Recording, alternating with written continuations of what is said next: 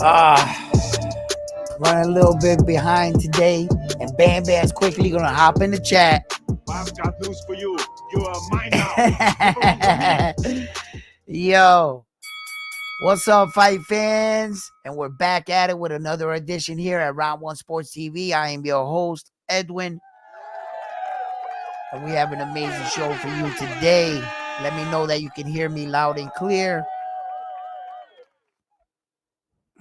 I see you guys. I see you, chat. What's up, Bam? Yeah, running a little bit behind. As you can see, I wasn't even all the way set up. I just got in. But I wanted to touch up on a couple things that, I got my audio here going on. How's that? Is that better? That was probably echoing in the back. All right. So, yeah, there's a lot of things going on in boxing right now, and I wanted to touch on a few things and get with you guys and see what you guys think. We're gonna be talking about the Junto Nakatani a little interview there. We're gonna touch on that. I want to touch on all kinds of fighters and what you think Errol Spence Jr. situation is. Uh, what this means for Dubois. We could talk about anything. Just leave it in the comments, and I'm gonna try to really focus in on your comments and answer your comments today, and we can get into this video here. But there was something interesting said about Junto Nakatani, and you can quickly see when the interview, he's prepared for some of these questions that he knows is going to come his way. Being the fact that Naoya Inoue is the hottest Japanese fighter currently to date. And when reporters are asking some of the Japanese fighters that are coming up, Naoya Inoue's name is typically at the top of the list. So you could see in his reaction, in his response, and let's break down exactly what they said. They asked him what was his interest at the 118 and where does he see himself? What's his goal? What's the end goal? And he said he wants to collect all 4 belts. He wants to be undisputed at 118. That's what he wants to do first. Now, right away, the elephant in the room. Well, Naoya Inoue, Takuma Inoue, which is his little brother, okay? Wikipedia had me messed up because if you go to Wikipedia right now, they got him listed as his older brother. It's insane. But yeah, in fact, it's his little brother, right? So Junto Nakatani, right, says he wants to be undisputed. And Inoue has one of the belts. So a fight between them two, it's on the horizon because he's going to challenge the other champions.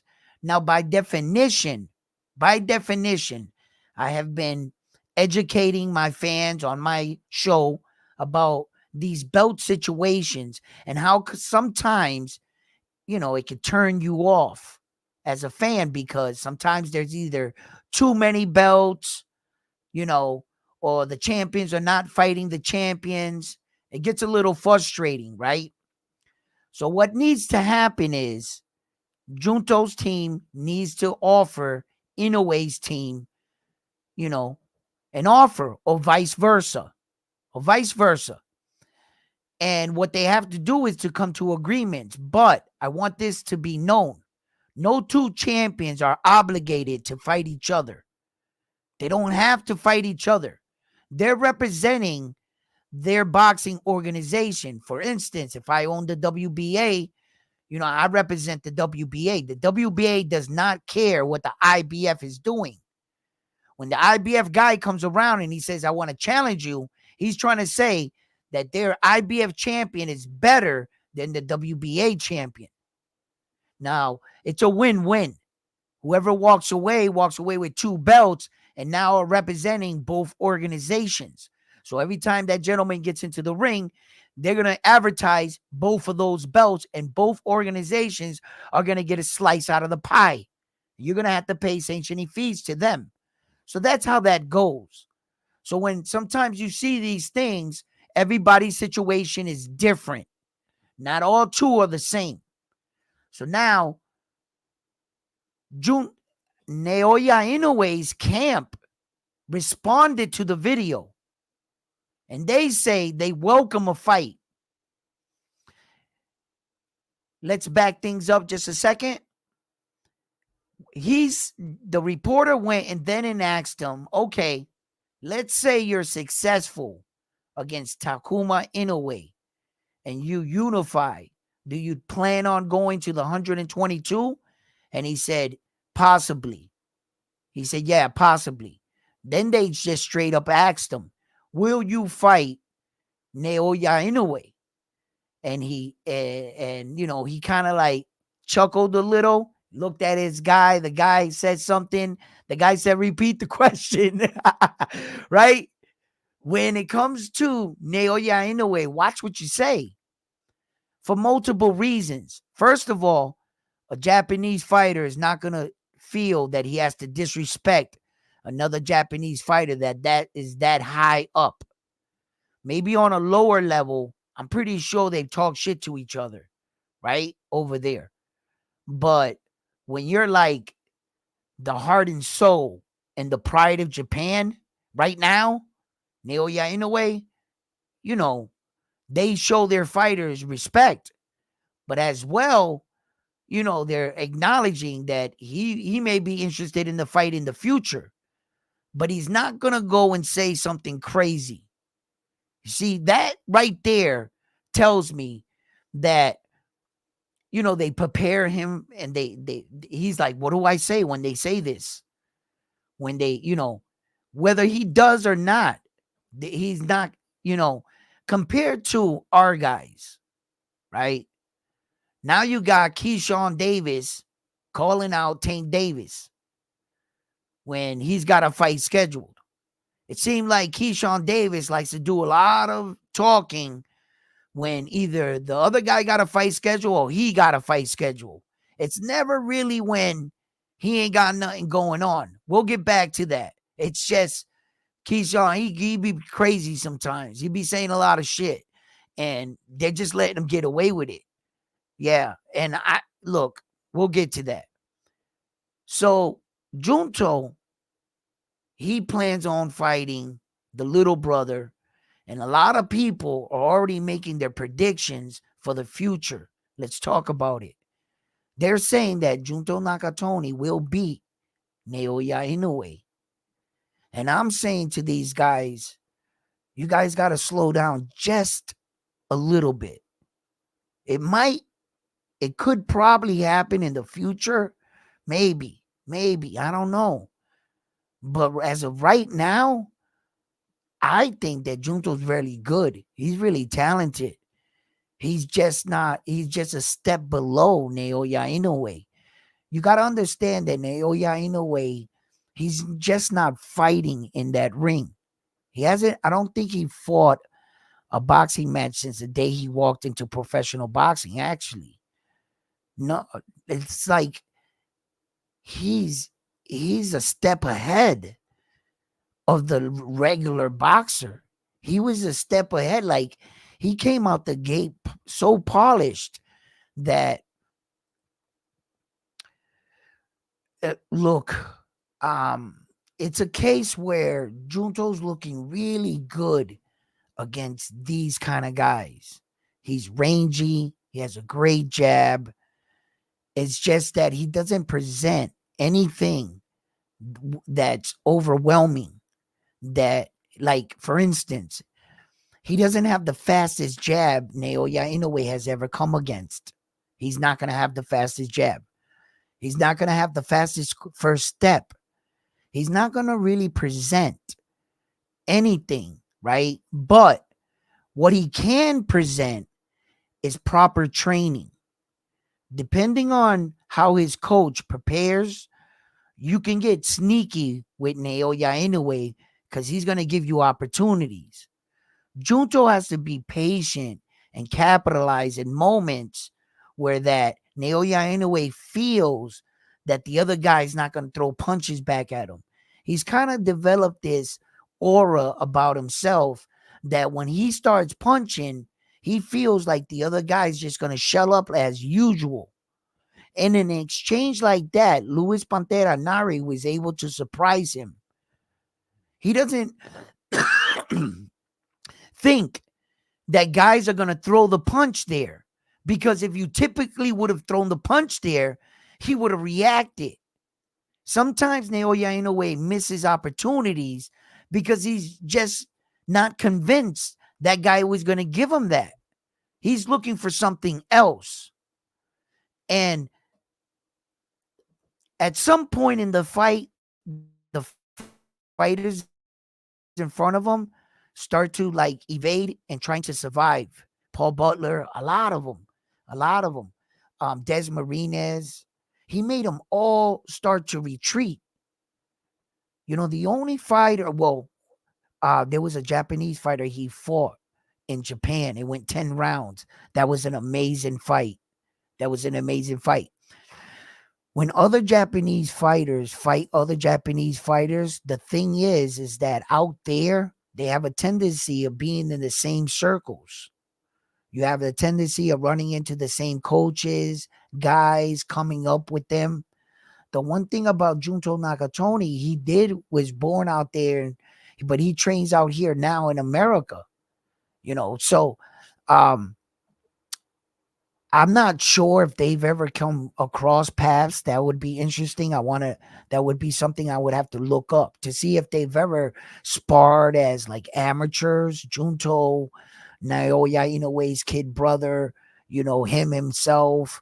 A lot of these Japanese guys, Filipino guys from out there, they all run in the same circles. And when you run out of guys in your gym, other guys from other gyms always typically go in, or you travel to their gym. That's common. We do that all day. So, yeah. I just don't think that we should write off Takuma Inoue just yet against Junto Nakatani. And that was another point that I was going to bring up, that we're kind of like already putting the cart before the horse once again. And we're starting to like already say, oh, we want Junto against now. Well, he's got to do some shit first. First, he's got to unify. In order for him to unify, am I correct here? But doesn't he have to beat all Japanese fighters? It's just not Inoue. The rest of the champions there are all Japanese fighters. This is going to be Japan on Japan crime here. Okay? Right? Because all Japan fighters are going to have to go to war now to find out who the best Japan fighter in the 118. Who's the best Japanese fighter in the world at 118? We already know who it is at 122. Who is it at 118? So all four of these guys are going to have to go at it with each other eventually to prove that. I'm not sure, and I'm not ready to declare Junto Nakatani the winner. Not so fast. Not so fast. Here we go. Us Americans, right? Like giving Junto the saves. Like we have a habit of doing that. And I've already heard this.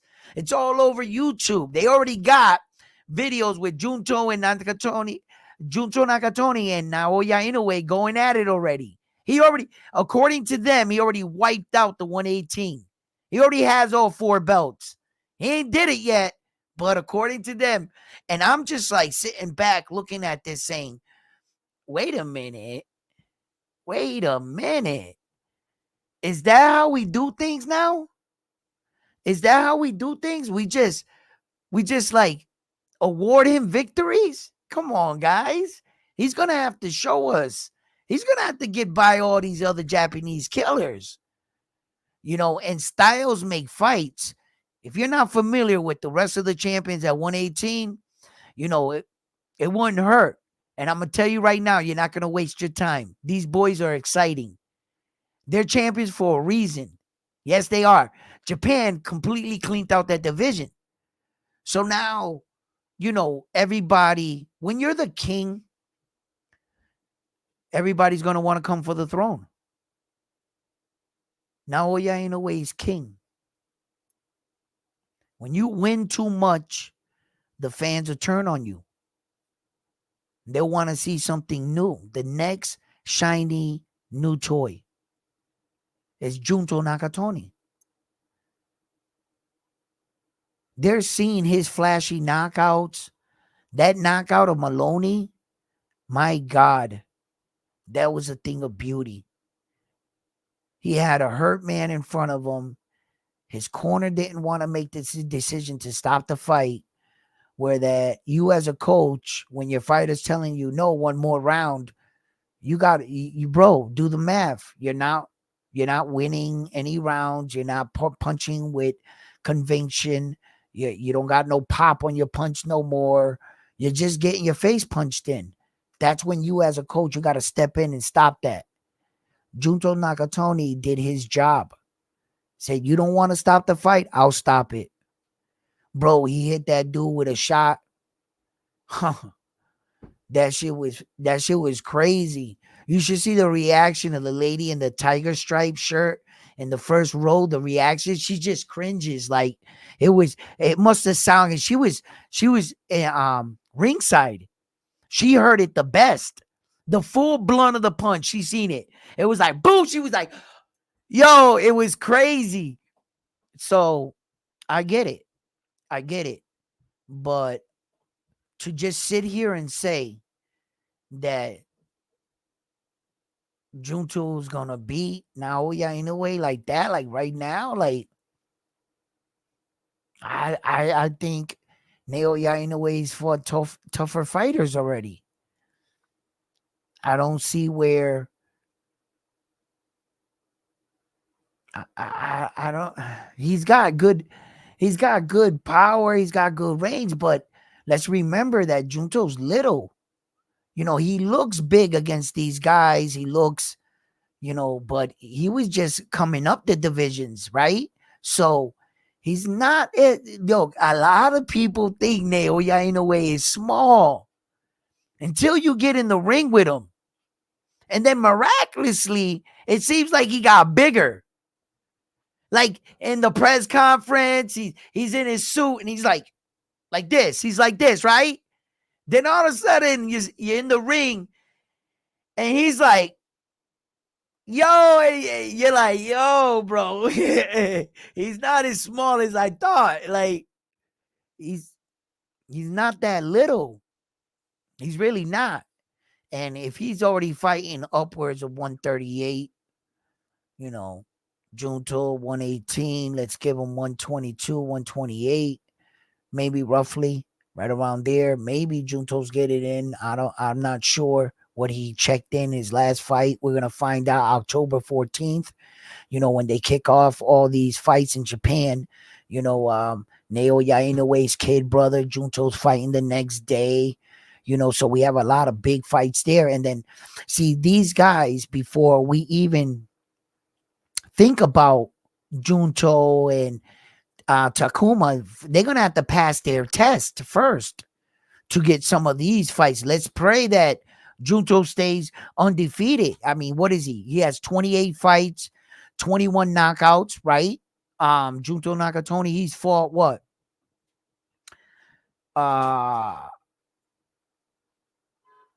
He's fought, let me see here. He's fought 137 rounds. He's 26 years old. He's 5'8". He has 68 arm reach. Yeah. So he's fairly young. He's pretty tall at 5'8".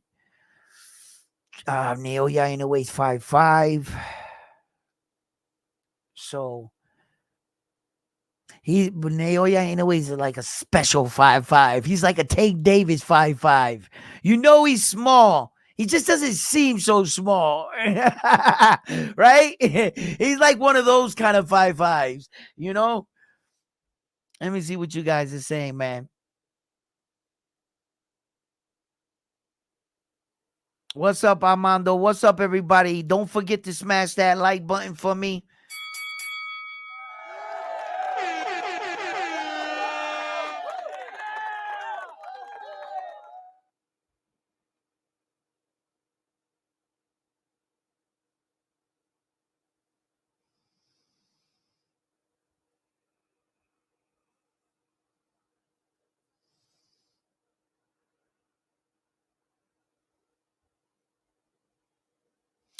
Look, a lot of these fighters right now are like, what we're hearing is a lot of back and forth news um with a lot of these guys. You know, a lot of uncertainty has definitely been thrown around in the boxing world of late. Who Tank Davis is definitely fighting. You know, Devin Haney, is he gonna fight Liam Paro? Is this really official? Remember that Devin Haney tried that freelance kind of like purse bid thing, and it didn't work out too well for him, where only one person bidded on his fight, bought it for like 2.4, whatever. So Devin Haney has a lot of like rebuilding to do, but I just think that his approach to how he's rebuilding is all wrong. I think it's all wrong. I think if you're going to revitalize your career, do it where it counts, in the ring. That's it. Listen, the fans, you bring them blood, they'll love you again. You bring them excitement, they'll love you again.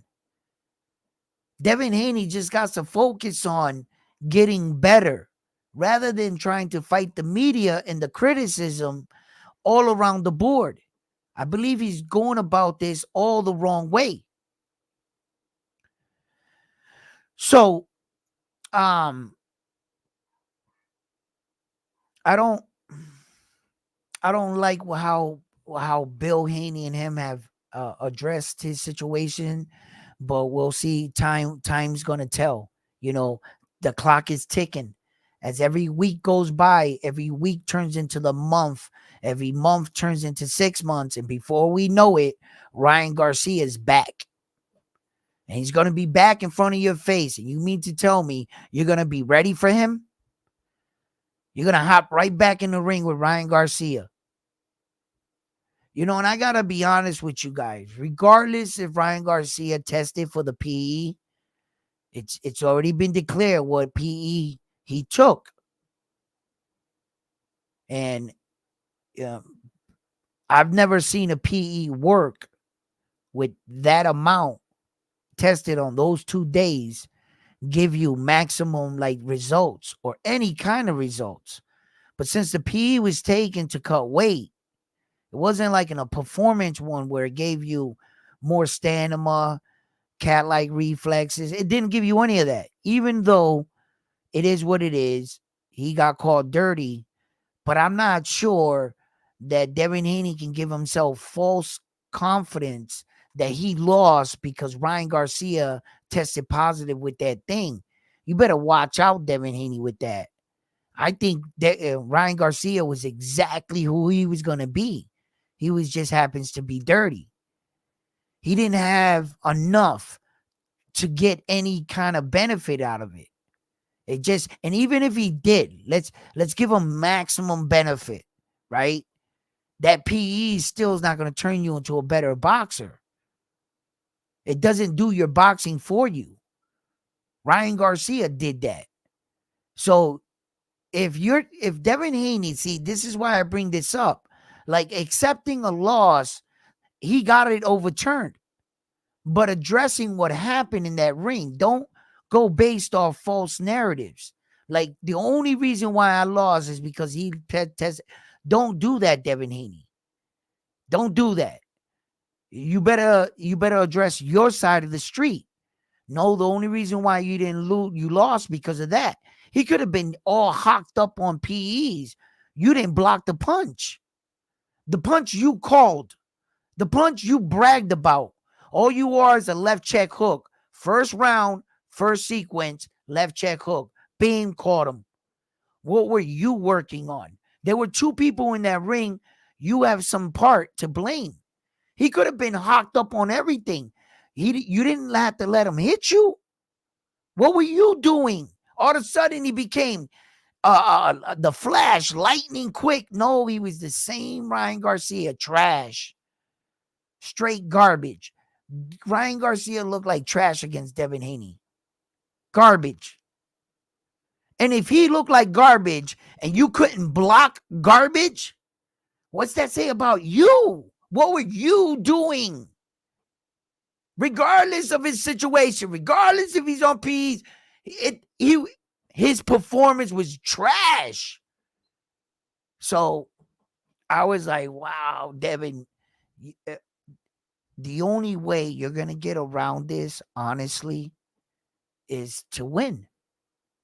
You got to win. You got to go in there, shut all the noise out, accept where you're at. Except, look, this is what it is, man. Yeah, fuck it. You know what I'm saying? He tested positive, bro. I got my shit overturned. I got my ass whooped. But I got to recognize, yeah, I did some shit fucked up. Maybe I didn't train as good. Maybe I need better training and start there and rebuild.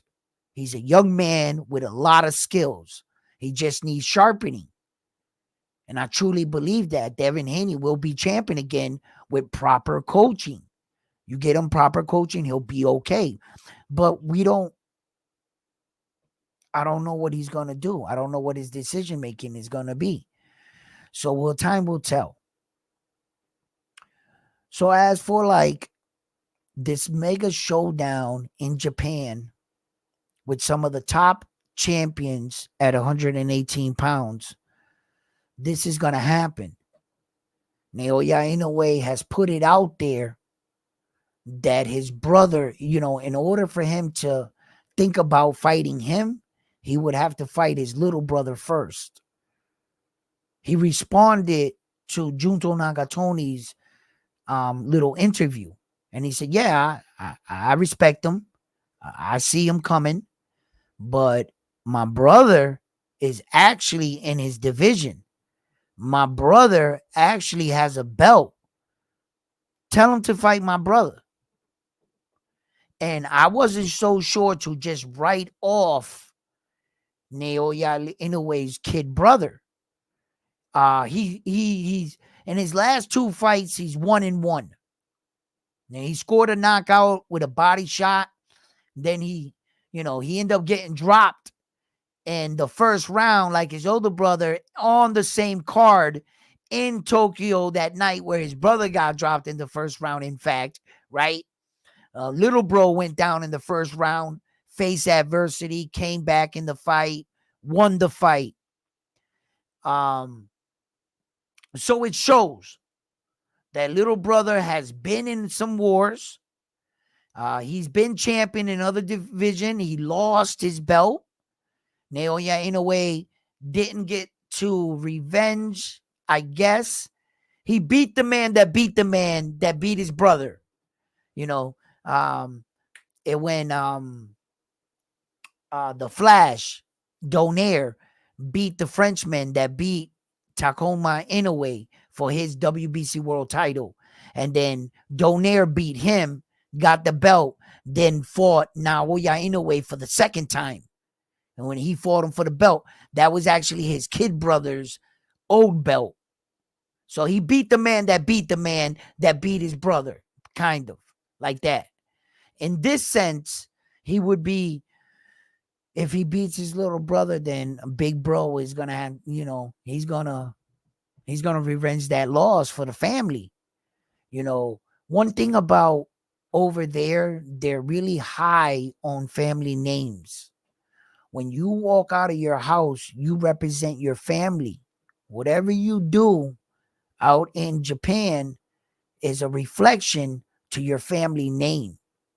You can really hurt and damage your family name. And, if you're a Japan family of status, the more status you have, the more higher your name is regarded.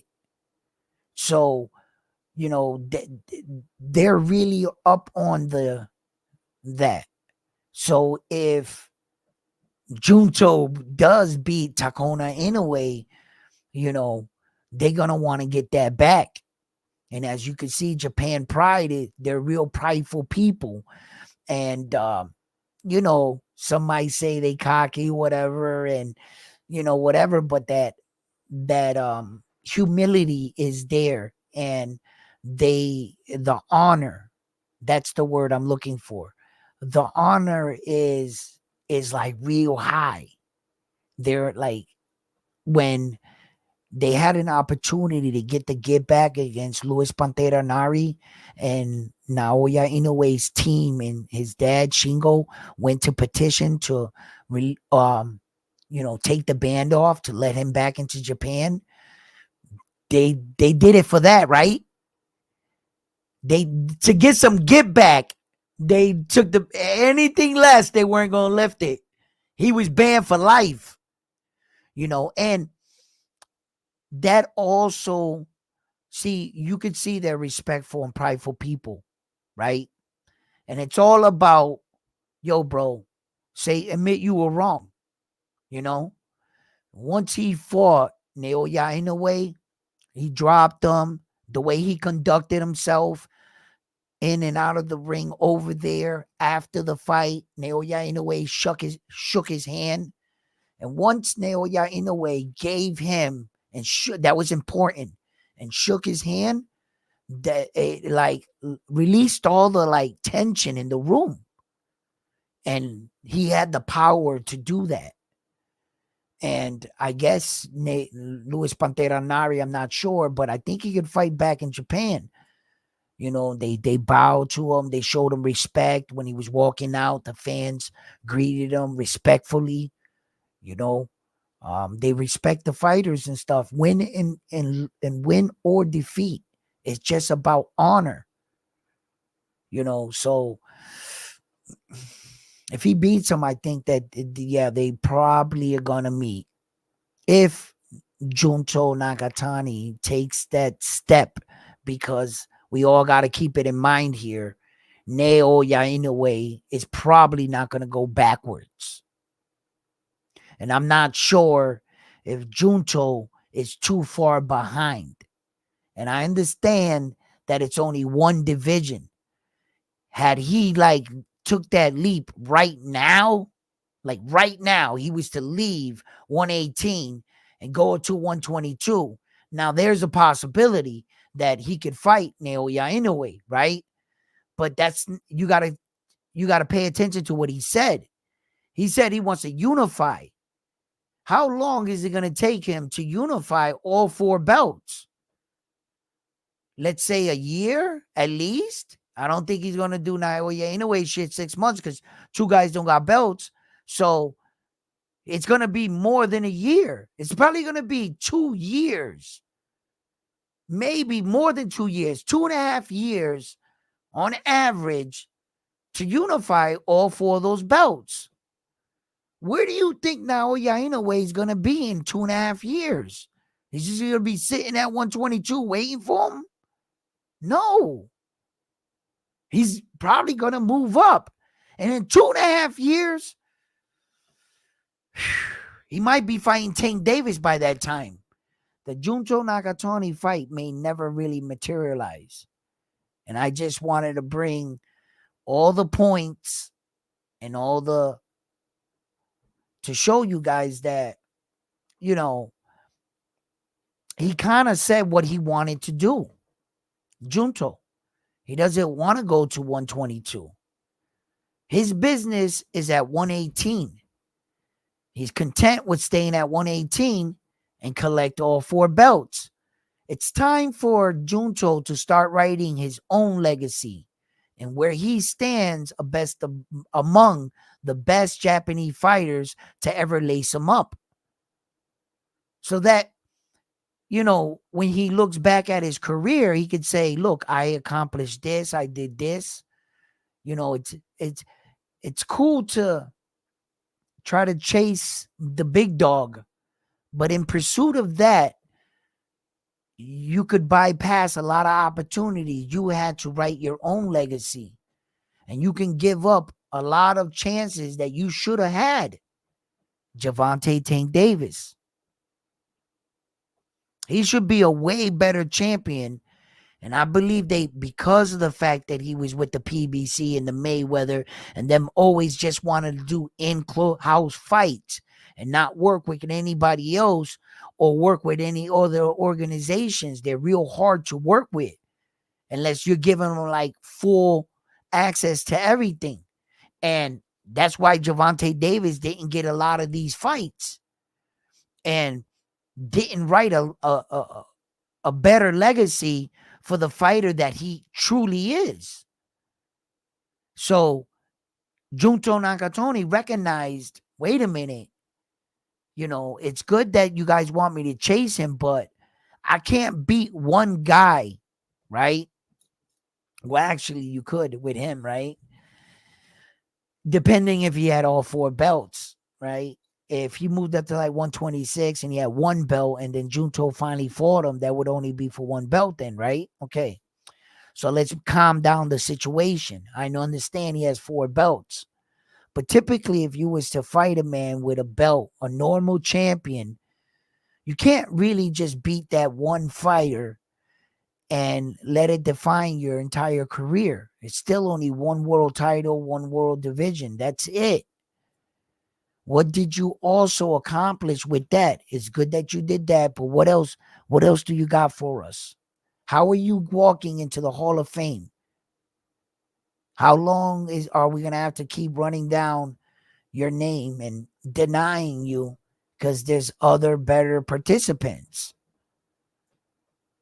So Junto recognized that. That's good. But because of that just statement, I knew that that's where he was going to be. 2 more years. Naoya Inoue's 31, 2.5 years. We're talking that's 33 and a half, going on 34 years old. By that time, he should be well into either the 126 or headed down a super fight. I can't predict what he's actually going to do, but my gut feeling tells me there's no more for him to accomplish at 122. There's just, Sam Goodman is basically just, Sam Goodman's there, right, to assist Naoya Inoue into whooping his own ass. He's just there to assist him. He's going to get his ass whooped. Naoya Inoue is going to be doing the ass kicking, right? And he's just there as a, so Naoya Inoue can get better prepared for either the 126 or whatever else he has in his future. That's basically it. He has nothing left to accomplish at 122. There's no one there that I really feel that is a worthy threat. Not even MJ with his quick rise to 15 minutes of fame in boxing, with all 12 of his little fights and 1 loss, and wasn't able to maintain his world title. In fact, Naoya Inoue beat the guy that beat him that took his place. I don't really see anybody at 122. For bragging rights to shut a lot of people up, I wouldn't mind seeing them. I wouldn't mind seeing MJ fight Naoya Inoue. Shit, I wouldn't mind seeing Casemiro fight MJ. But will that ever happen? No. Is it a great fight right now? No. Casemiro got a fight coming up. Let's see what happens with him. I think he's out of the picture. He's too far behind the radar. We'll never get Casemiro versus Naoya Inoue. That's the truth. It's not going to happen. And I just, out of all the guys at the 122, yeah, he beat the top guys already. Sam Goodman is just this last one top guy because of the fact that he's number 1 ranked in 2 belts, and there's been a lot of talk about that throughout boxing, about how guys are, and boxing is like screwed up and people are getting opportunities at another world title after losing their world title in another organization. And it's because if in order, you know, what they're doing is right. Like he loses his world title and then he goes fight for he loses the WBC. His very next fight, he fights for the WBO. And he just lost the WBC. It's like, how is he getting a world title fight? Is because the WBO has him highly ranked. And they need a fight under their organization. And it happens to be he registered in the WBO ranking system. They had him ranked. The WBO is trying to make money on a belt who's in their ranking system. That guy that just lost the WBC. So he was a world champion. He's got a big name. So they go down the line. Hey, number one guy, you want to take this fight? Nah, I can't.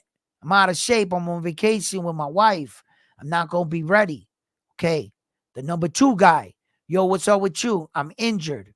Number three, they keep going down the list. They come up to you. They like, you just lost. Bet.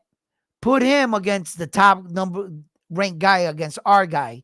Let him fight for the WBO. That's business. That happens every day in boxing. That's never going to stop.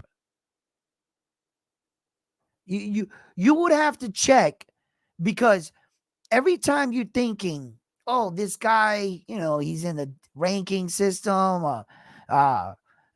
See, what happens is once you become a world champion, they take your name off all ranking. So you're not going to be able to know what they considered him in their ranking.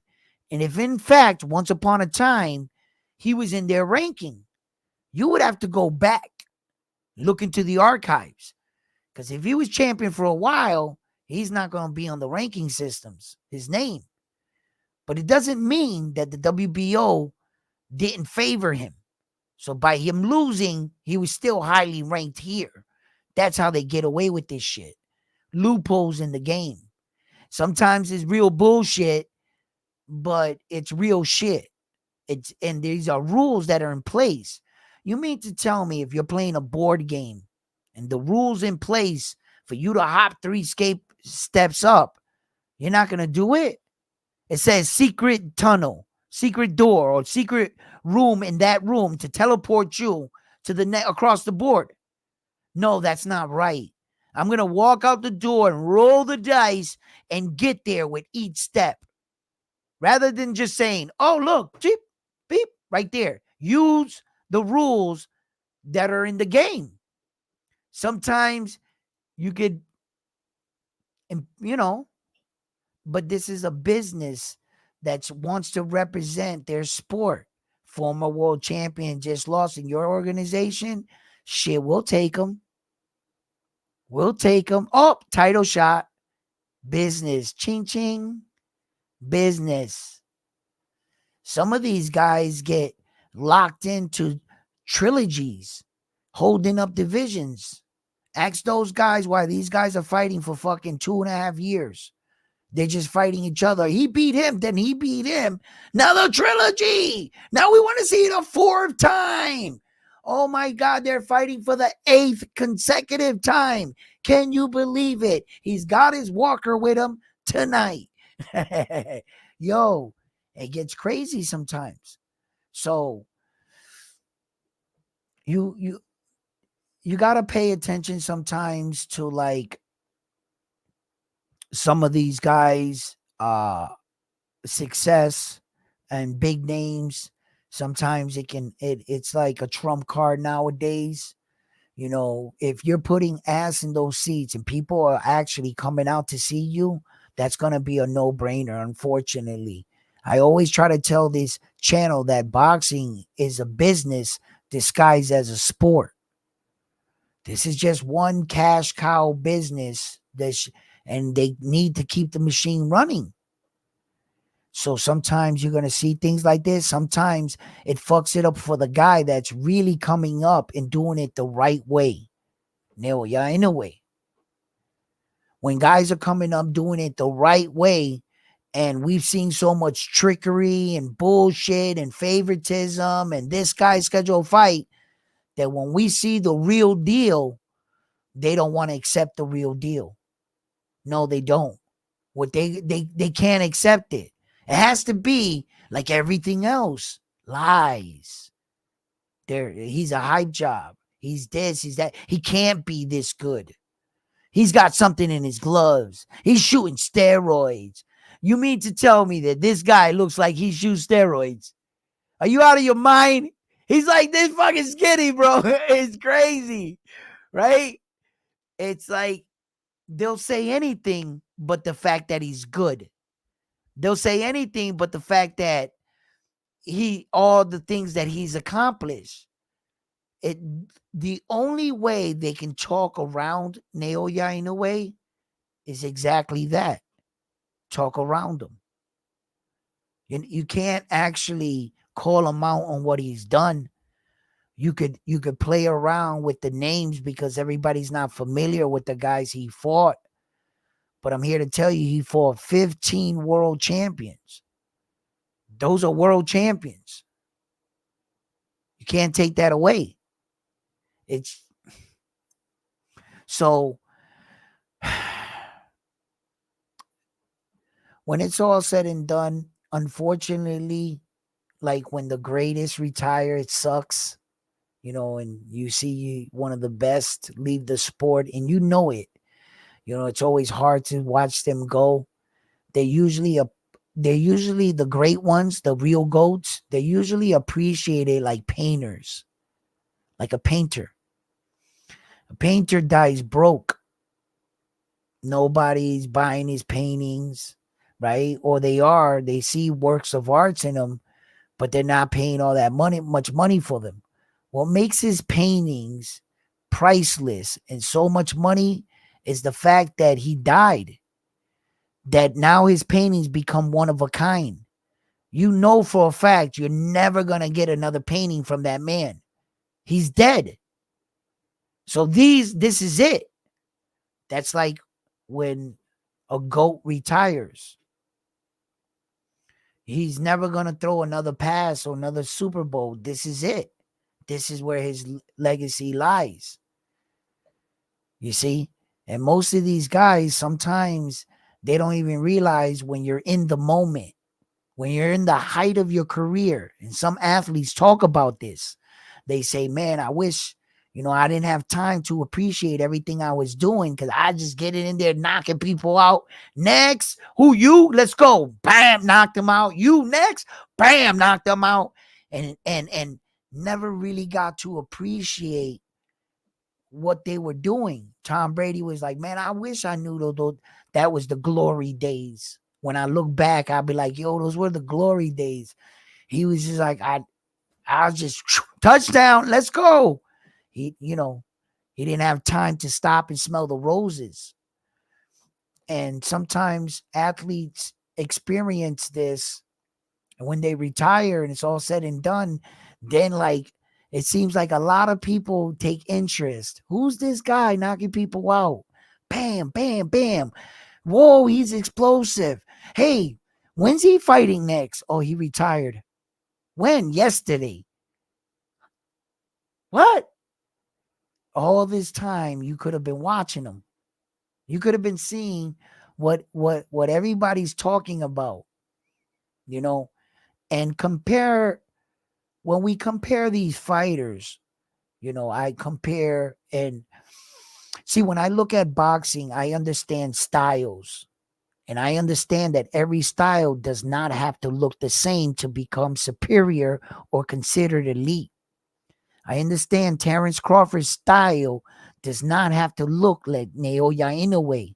It's not only your style of boxing, it's what you do in certain situations and how you respond, pulling the trigger and making boxing decisions, knowing distance, knowing when to do things. There's a lot of fighters that in their head, they can say the right answer. They can give you the right answer to the test, but they don't do well in the moment. You know, they're not those kind of fighters that can slow the fight down. There's moments in a fight where I've fought that it really did feel like the Matrix. I don't know how to describe it, but I've heard a lot of boxers talk about it. So I know I wasn't the only person that's ever felt this. But you get into like a zone. You could see his punches coming. Like you're like,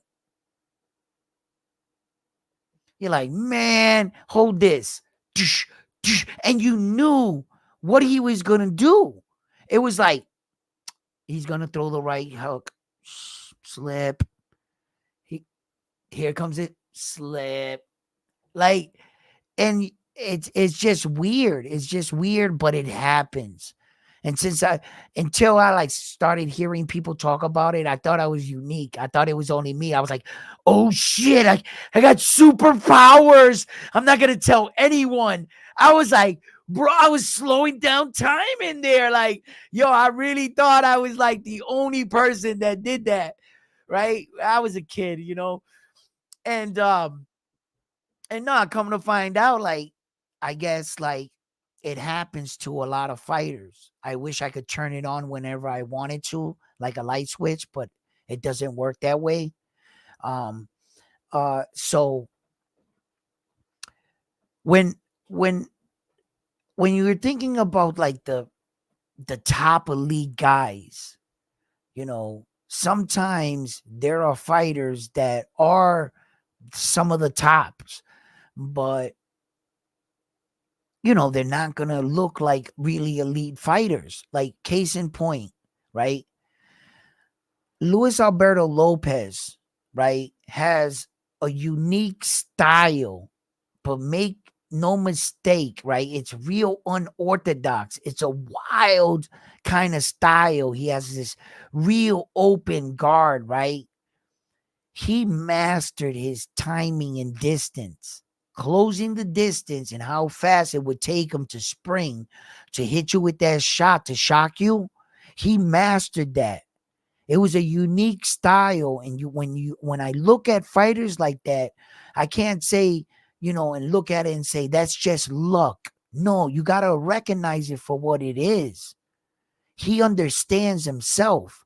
He's developed, probably fought like that his entire life.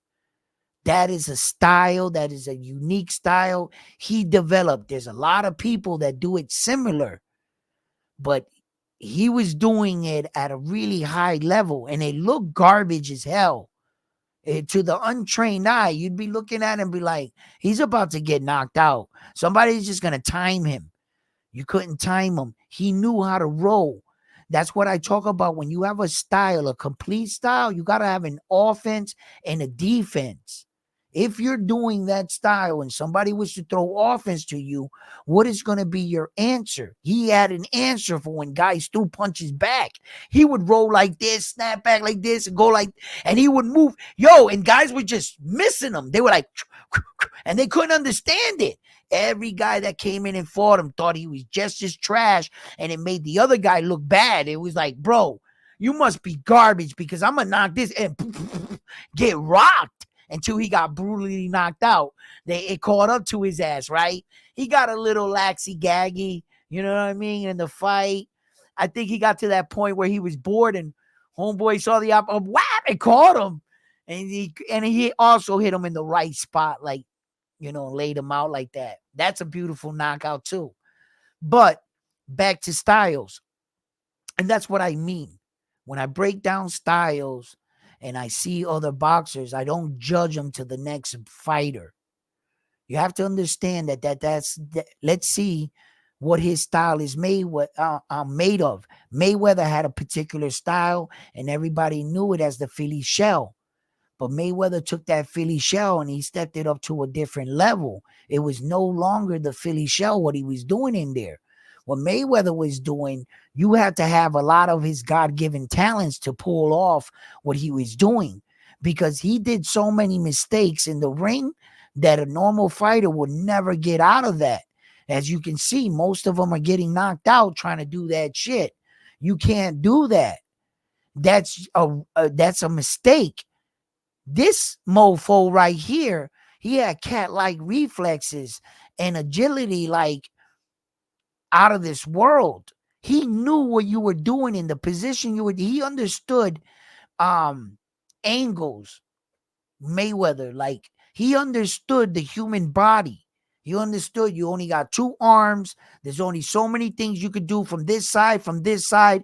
If I cut this side off of you, how are you going to respond? Where your foot is at, how you lunge.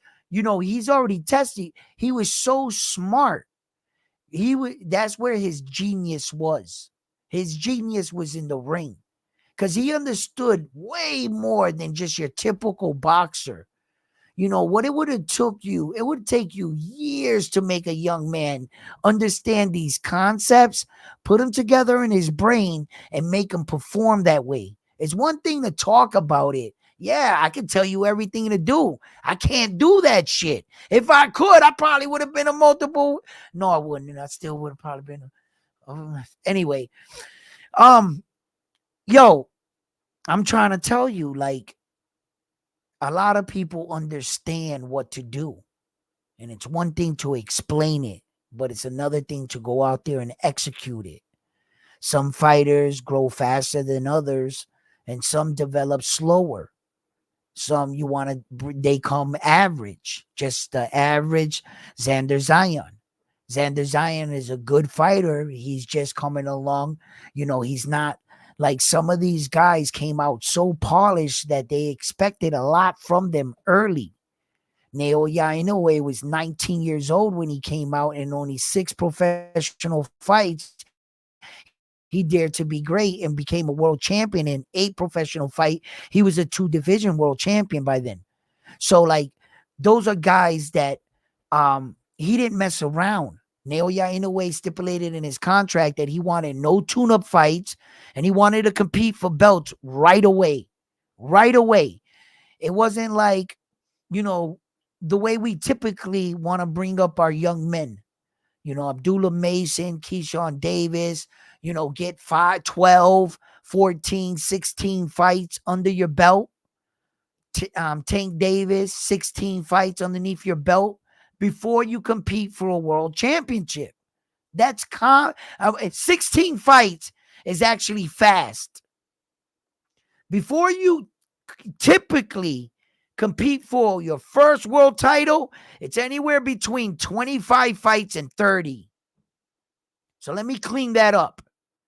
Typically on a normal pace, you're going to want your fighter to have at least 25 fights, between 25 and 30, before he competes for his first world title. Terrence Crawford fought what, 26, 28, somewhere around there, fights before he competed for his first world title. So on average, that's average. What Tank Davis did with 16 fights was above average. That's above average. Okay? What Naoya Inoue did was elite. 6 fights. He did it with no gold medal. You have to understand that. Vasily High-Tech Lomachenko had 2 gold medals. That's why they gave him that many title fights coming in off the gate. He got one in his second professional fight and he lost it. And he got another one in his fourth. But he already had the notoriety of 2 gold medals. That's what 2 gold medals can buy you. Why go to the Olympics and get a gold medal if it's not going to catapult your career or open some doors for you? He doesn't have 1, he has 2. Shit. So what Naoya Inoue did, he fought his 6th one because he earned it. The champion fell victim, right? Hernandez looked at him and said, hell yeah, I'll fight him. Hell yeah, look at him. Well, how many fights you said he had? 5 fights? Coming into my fight, it's the 6th fight. I have over 30-something fights. Multiple year world champion. Hernandez has never been knocked out in his career. Did you say that the Japanese guy has 5 fights? 5 professional fights. Yeah. Sign me up. Sign me up. I'm gonna go beat on this dude for you real quick. But that's not what happened, right? Naoya Inoue beat the brakes off of him. So it goes to show you that he dared to be great fast, early. He didn't take that road where it was going to take him 16 fights, 20 fights to, you know, say, okay, I think I know what we got now. I believe in you, kid. Let's try for that world title. Naoya Inoue said, listen, I will sign with you only in one condition. You give me no tune-up fights right away. I want to compete for world titles as quick as possible. He knew what he was. Coming out of the amateurs, a 19-year-old kid's talking like that. A 19-year-old kid is the person that started all of that. A 19-year-old kid is the person that got that belt in 6. So let's not think that this was a grown-ass man coming in doing all this shit. No, he was a kid. And what really set back Naoya Inoue in his career was that corona epidemic. That it took basically 2 years out of his career and out of everybody's career, in fact. It set a lot of us back. Yeah, a lot of boxers were coming back like, had to dust off the cobwebs. Some boxers didn't fight during the corona epidemic. Some did. It was eerie to hear them fighting with no crowd. You could hear every punch, every every corner calling out, helping out their fighter. You could hear them clearly, and for the first time, you could hear the corners' voices and stuff. It was like real eerie, and not every fighter could fight like that. Some fighters needed the crowd; they were used to that, And when we go back, we're gonna look back at that, when Naoya Inoue fought Jason Maloney in the bubble, and there was no crowd, nothing. And that was a beautiful fight. If you were to take that fight right now, that same exact fight, man, and you were to play that in Las Vegas, that fight would have made him. And he was prepared to, because he did that in the United States, that fight against Jason Maloney, right? So he did that in America. There just wasn't no crowd. But I guarantee you, if you have a chance or you haven't seen it, or if you know what I'm talking about, just for shits and giggles, after this video, go check out that fight, that highlight with Jason Maloney, the way Naoya Inoue finishes him in the 7th round, I believe it was, right? It was ridiculous, man. He caught him in transition. It was beautiful. Now that was a thing of beauty. That knockout right there is the kind of knockout I fantasize about. The kind of fights that you think in your head, dude's gonna do this, and you that like one hitter quitter, walk off. Yo, he snapped him like that. The fact that Jason Maloney went to throw a punch, you gotta understand this, right? This was like really crazy, right? And Naoya Inoue was reading him so well that I'm not sure if he, I would love to ask him this if he really did this, right? I'm not sure if he knew that Jason Maloney was faking. What if he actually threw the jab and followed it? Would it had made a difference? But the punch that Jason threw, Naoya Inoue just went like this. He basically went like that. His punch, it didn't pass his face. So it was kind of like a fake. It went like this close to his face. Naoya Inoue knew he was going to be comfortable there and extended that much and knocked him out. I was like, how did he know that? Like, what if Maloney would have just, went with it? I mean, would it have made a difference? Probably not. He probably would have just evaded the full punch and still caught him. He was going to hit him with that right. He was going to slip him anyway, but He like read everything. It was beautiful. It was that right there, when I first saw it, that took me out of my seat. I hadn't seen anything as slick as it was at the closing seconds of the round. You thought Maloney was gonna survive, and make it to the next, and he halted everything. Like, he halted him. He hit him, boom. He tried to get up. He went forward, boom. It was beautiful. So when I talk about Naoya Inoue's style, it's just not his boxing style that he can get away with everything that he's doing. No, sir. No, sir. No, sir. Naoya Inoue understands things inside of that ring. It would take a career to get your fighter. You see, look, as you're watching boxing, I'm not sure if you're reminded or if you understand or aware what's taking place. Let's talk about it. You watch a boxer, Naoya Inoue, at the beginning of his career. He's a kid. He's 19 years old. What he's actually doing throughout his career is, with each fight, each time, he's getting better and better and better. And that's what your boxer should be doing. Every time you see him the next time, it should be a better version of him. Am I correct? So, Naoya Inoue, what he's actually doing and what you're witnessing is a person becoming a master in their craft. That's the ultimate goal. To become the best version of the best type of fighter you are.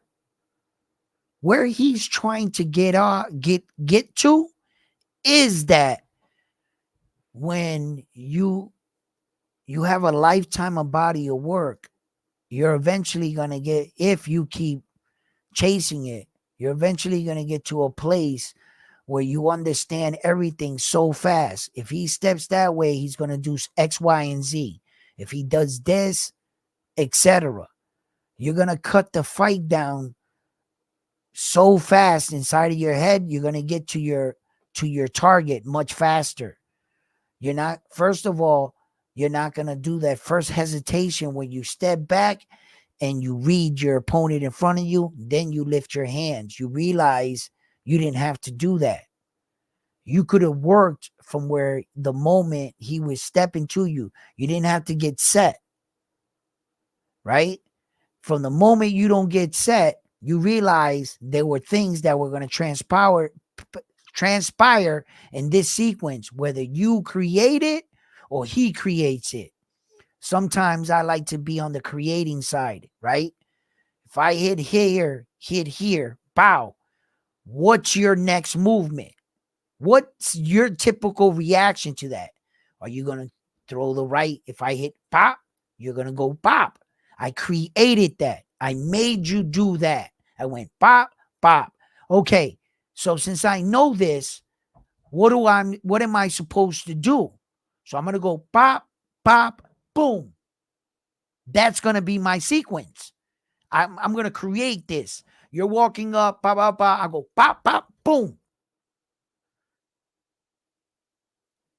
You see? So that's when you're creating. My first initial shot wasn't the shot I was looking for. It was the hook I was looking for the whole time, but I had to set it up. Sometimes you don't want to think that your opponent, if you're in a street fight, not everybody's well trained. Not everybody's you can surprise a lot of people.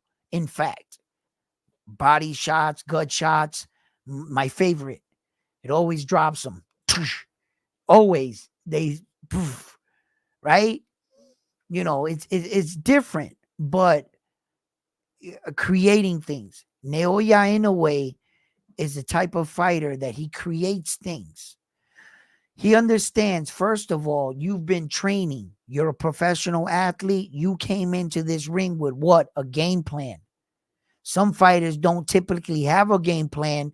They kind of go on the notion, let nature take its course. Navarrete never has a game plan. He's that type of fighter. When you got like Naoya Inoue, he's in there to do the dance a particular way, the way him and his coach Shingo worked it out for the guy they're fighting against. I hope you got one too. And what Naoya Inoue typically does is he creates situations by applying a lot of pressure with that stiff jab. And what he likes to do a lot, he'll test you. Is some guys are learning not to fall for it, but he typically does this and a lot. He'll go downstairs with that stiff jab to the body and he'll lean this way, like this, hoping you try to hit him. He's going to loop around that and smack you on the side of the head. How many times have you seen him do that? That punch hurts. In the first round with Des Martinez, in the first round with Jamie McDonald, that was the punch he hit those guys with. The same punch he hit, damn, it's so many guys. Yo boy, he hit him with that shot. Maloney, Jason Maloney, he hit him with that shot. Yo, he punished him when every Jason Maloney got lazy with his jab. Naoya Inoue taught him a lesson right off the side of his head every time. So when he does things like this, right, what he's doing is trying to create things and apply pressure. He's trying to take you off your game. He's making you switch up what you were working on. If you were thinking about popping that jab, he was going to smack you on the top of that side of that head where you weren't going to stick out your jab no more. Now, all of a sudden, he's changing you as a fighter. Everything you had planned to do, nothing's starting to work. His pressure is too much.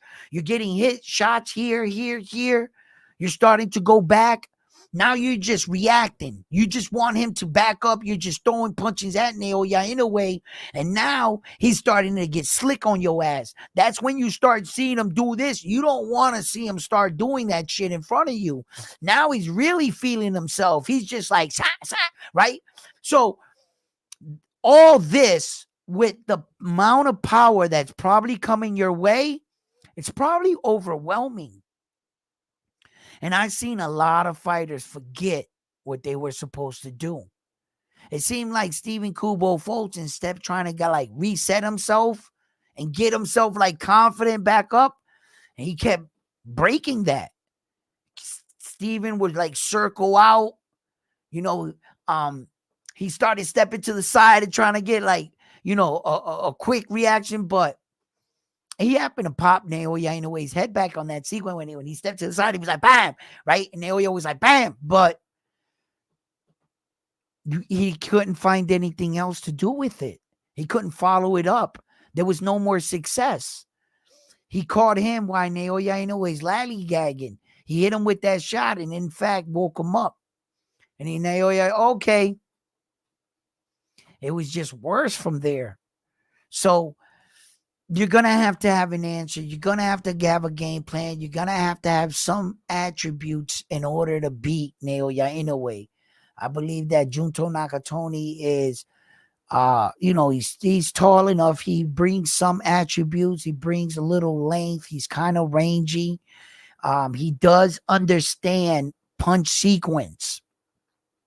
I'm not going to typically say that Junto Nakatani understands distance really, really well at a high level. He understands it okay. For shit, he understands it better than most. He's better than okay. But when I'm comparing him to Naoya Inoue, where that this guy is never in the wrong position.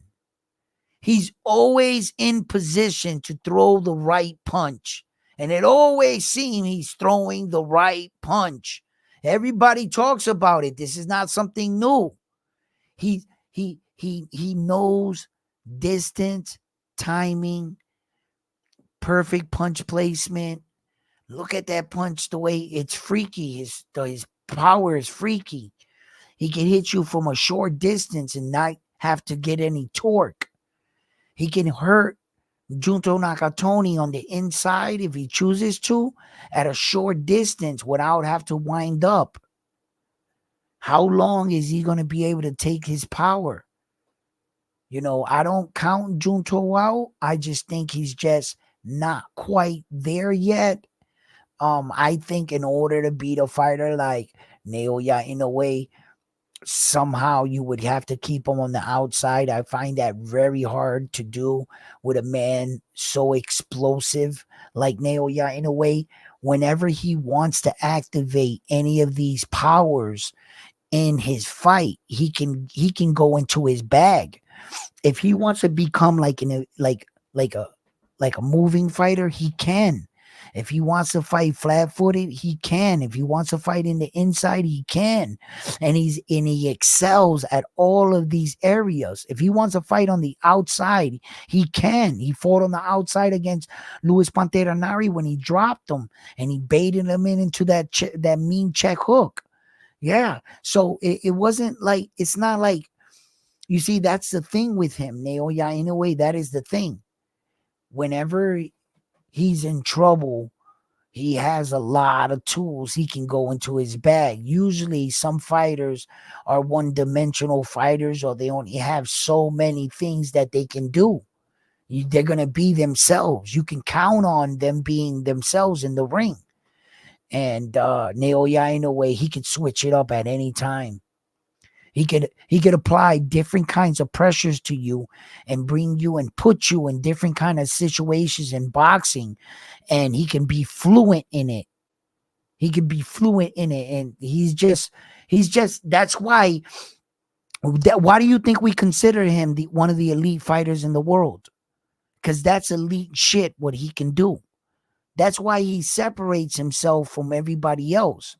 Then what happens when you're that good and you separate yourself from everybody else? They call everybody tomato cans and trash cans. No, it's not that. It's that you were really that good.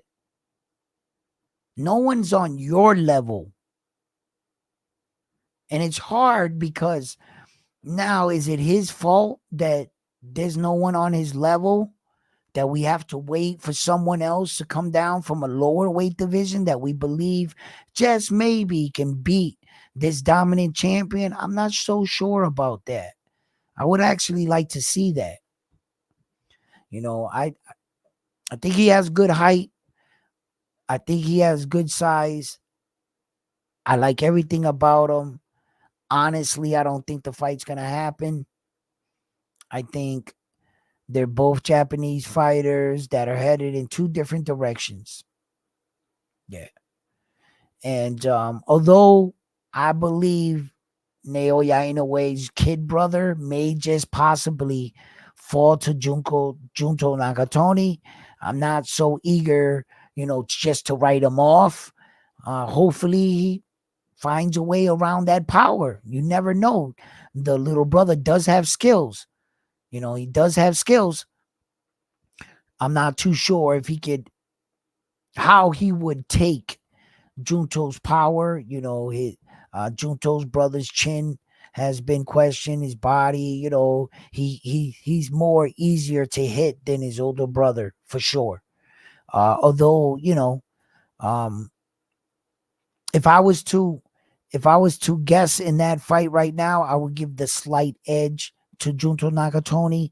It would be more like a 70-30 fight, I think. I want to say, shit, that's not a slight edge. That's a lot. A slight edge would have been 60-40, right?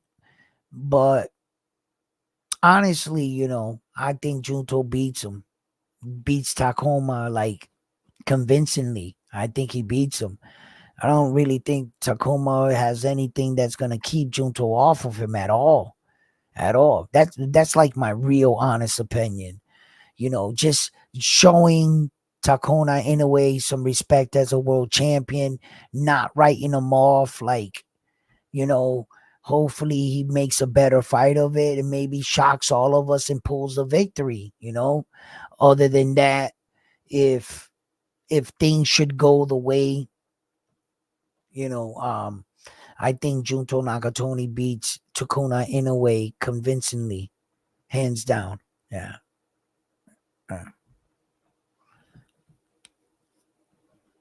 Hey, Ed, what's up, Smooth? What's up? Talk to me. What's up?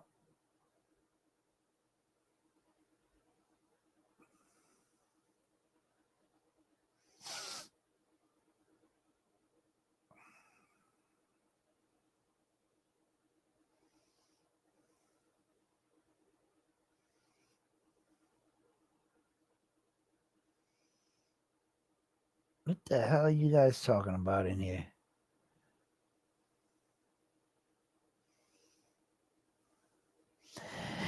He wants to fight Tim Zoo?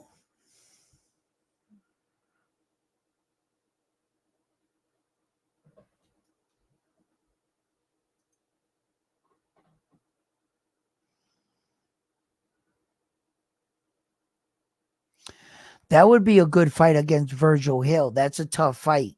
Virgil Hill's a tough fight. He was dropped in his last fight 2 times, came back, won the fight. There was controversy in the fight. But I also think that these young men are going to have to start to stake their claim. They're going to have to start fighting some of these guys at the top, to start to,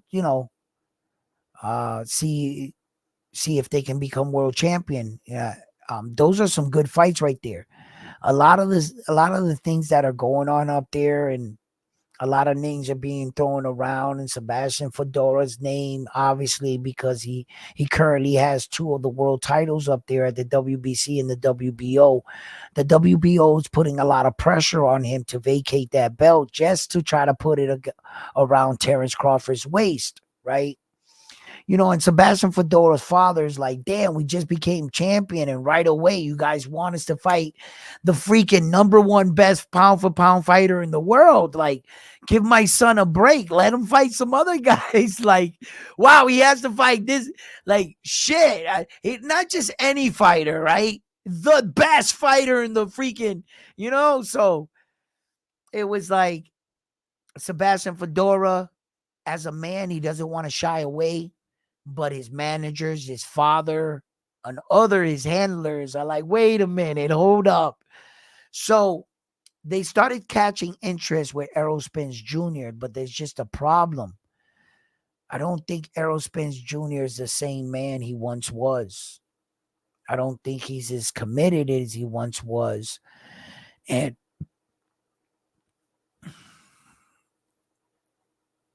I question Errol Spence Jr., where he's at mentally, physically, and with substance abuse, alcohol, marijuana, pills, you name it.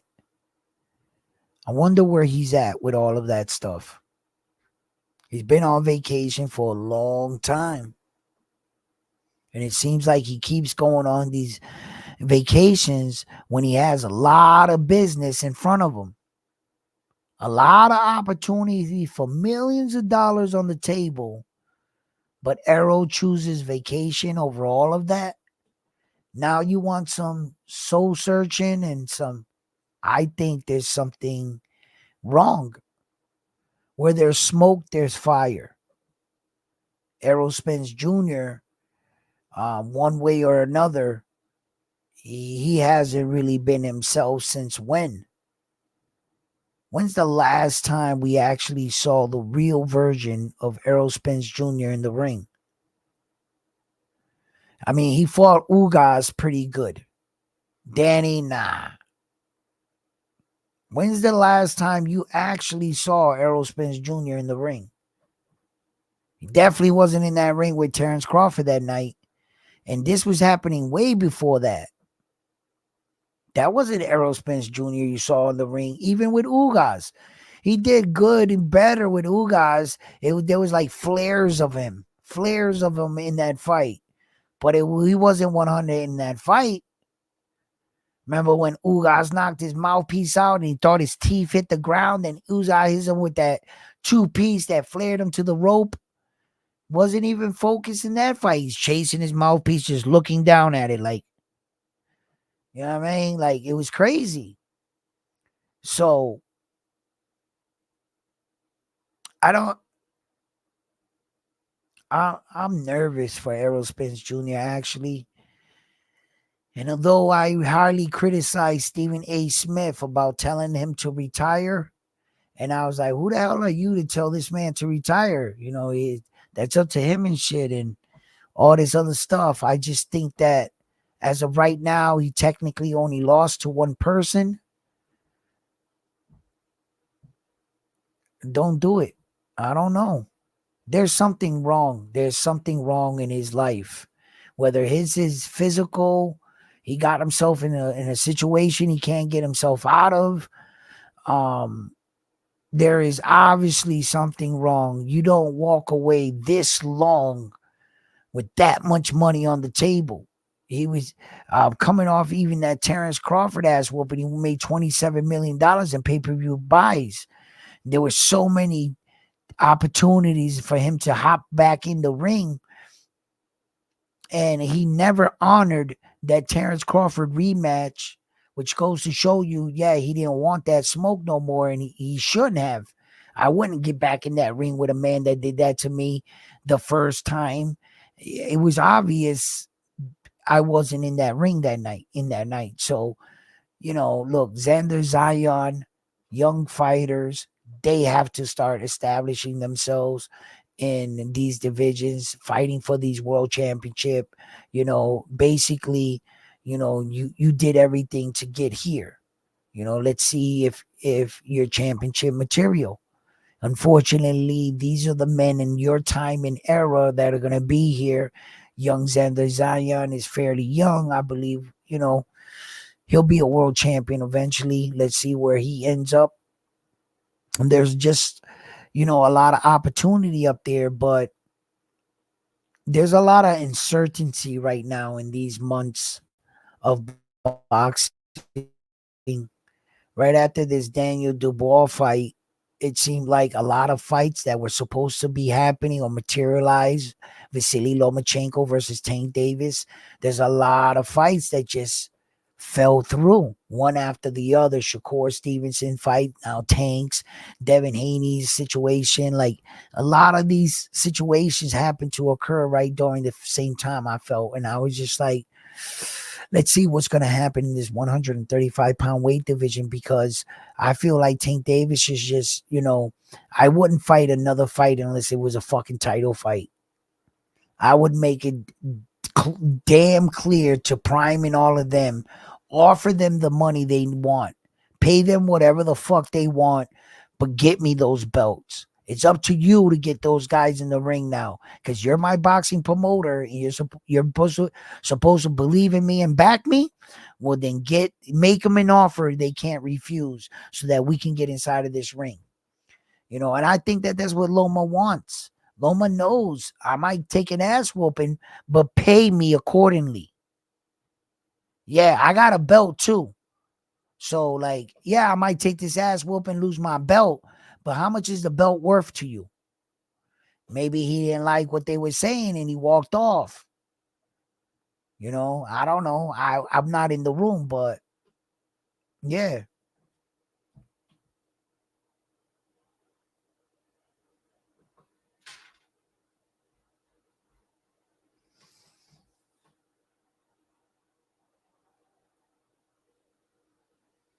Yeah, same thing happened to him.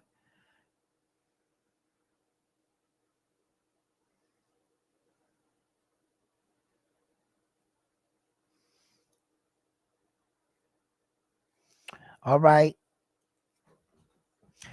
So, yeah, these are a lot of the things that are going on right now in the sport. And as we're gonna start heading into the middle half of this year now, you know, we're coming down the home stretch to enter 2025. You know, we have a lot of amazing fights. You know, stick with me.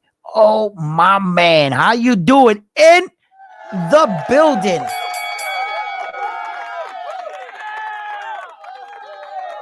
0 fallout. Ones. Thank you for the dub. Absolutely.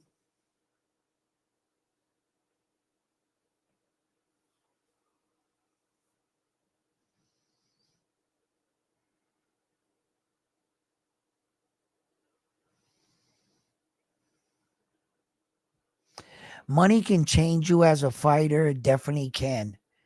It's a lot of things. Sometimes it's just not the money.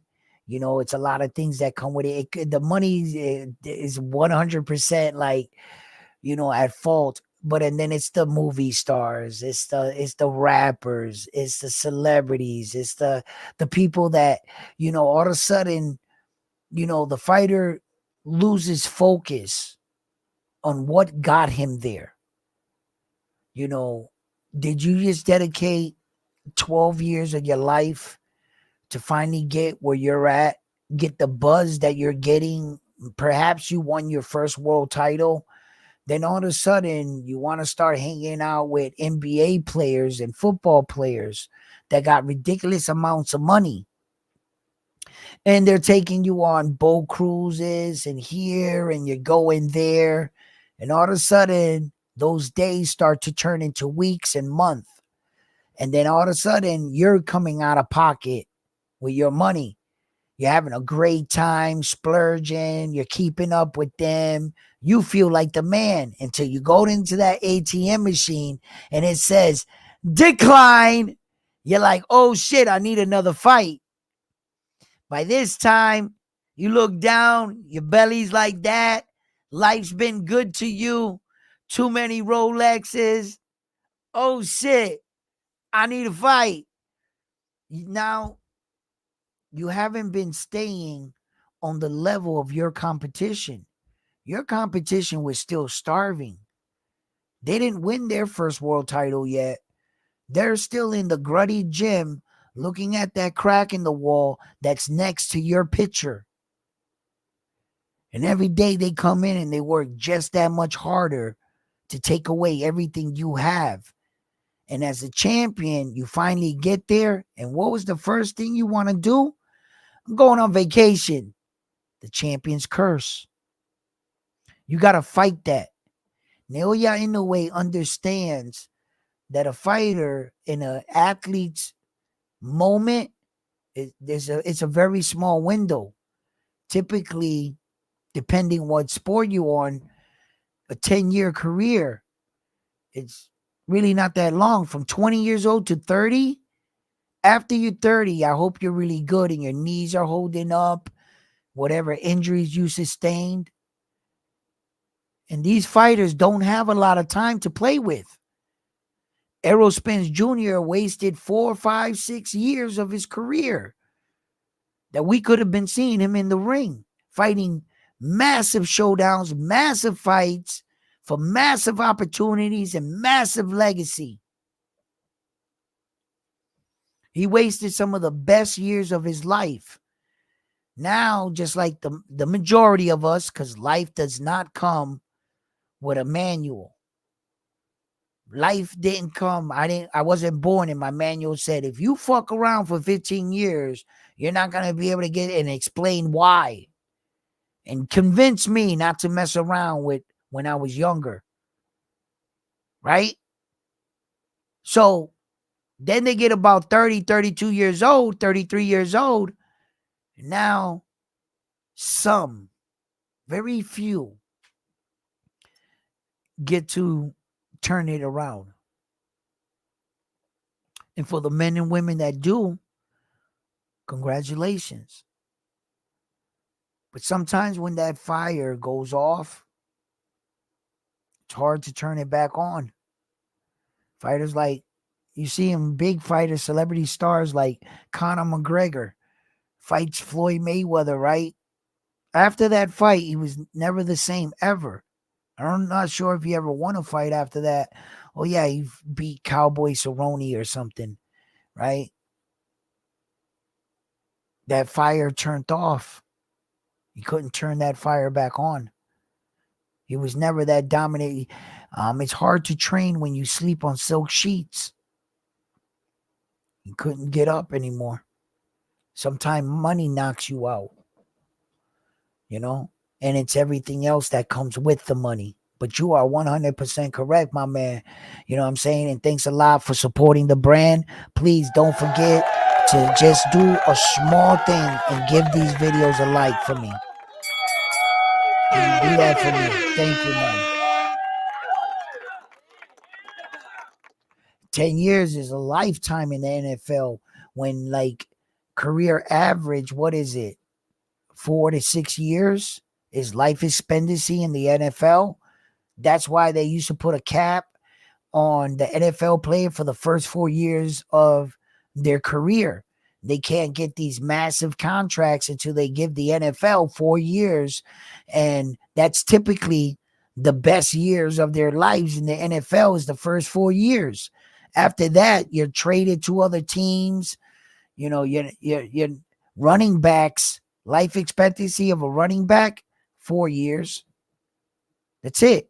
An NFL career is typically 4 year long on average. And then the good ones, 10 years, like wide receivers, punters can last a lifetime, but the guys that are constantly like in the mix, like the running backs are the ones that have the lowest percentage, like that. So boxers, no one really knows when one punch can change your life. I can't tell you that. I don't know why you're jacked like this. You look like an Adonis of health. You go out there, take one punch, and land on your face and never fight again. Doctor tells you can never fight if you survive that. Like, I don't know why that happens. I don't know why we're not designed to get hit anyway, so we're actually playing Russian roulette every time we go out there. Some guys can weather the storm better than others. Some guys can have a 4-year career and it looks like they've been fighting for 20 years. They're just all messed up, So, yeah. Yeah. I really don't know why that happens or who's it happened to or when it happens. I don't, but it does happen, So.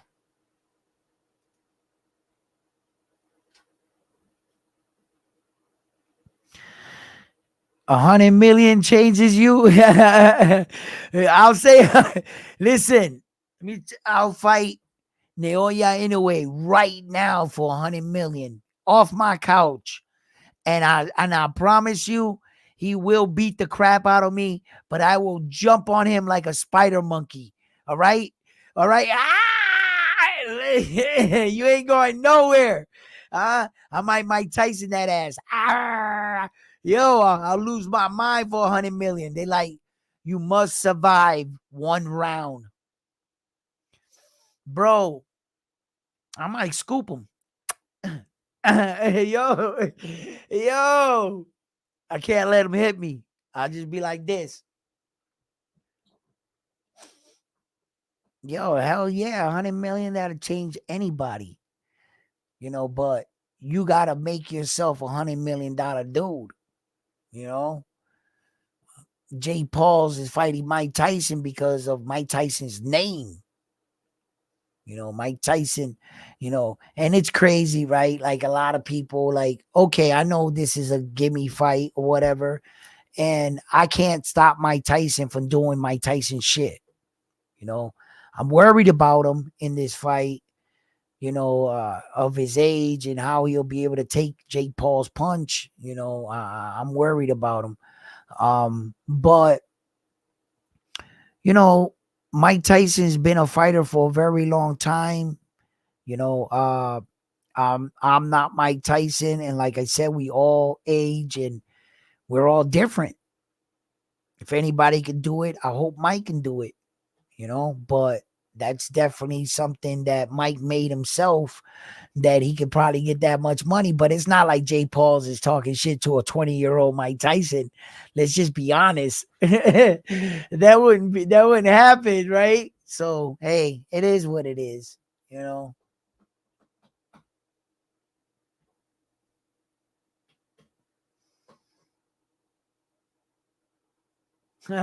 He wants me to fight Southpaw. Stop it. Stop it. You guys are crazy. That dude Southpaw, he's just, he just needs that kind of shit to get publicity and shit. And by me agreeing to any dumb shit like that, it makes me feel like he won. He won already. You know what I'm saying? Like, I would be down. I've never had a professional fight. And if I was given the opportunity just to have one fight, one professional fight, and you give me an opponent, I'll go for it. Give me a proper training.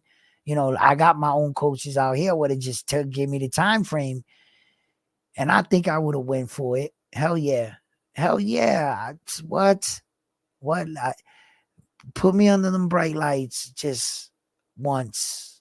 You know what I mean? I'm gonna make sure I make the most of that situation. I definitely would. I would like to see what it was like. You know, I think I would have been great, man. I would have been pretty good, man. I'm still undefeated, but at the time, but life takes different turns and curves, and we make bad decisions. You know what I'm saying? But listen, fight fans, listen, you guys have been amazing. I always like coming up here, chopping it up with you guys. Um, Tell me what you think in the comments. Who do you guys want to talk about? I know sometimes I get to rambling and shit, but you guys don't be asking me a lot of shit. Like, you know what I mean? And then when you do, it was like 15 rolls up. So I got to develop a system. Okay. I'm working on it. Listen, fight fans, I love you guys, man. It's always been my pleasure chopping it up with you here at Round One Sports TV, where you come to get your best in boxing news. Do me a favor and drop a like on the video before you leave. And like always, I'm on to the next one after this one here at Round One Sports Talk. Yo, Armando, you're my man. Yo, you don't read the comments. I never read the comments, Armando. I am guilty of that. I I am going to read. I'm gonna make like comment reading Wednesdays. Like I am not gonna let any comment going by without me reading them on Wednesday. All right, like.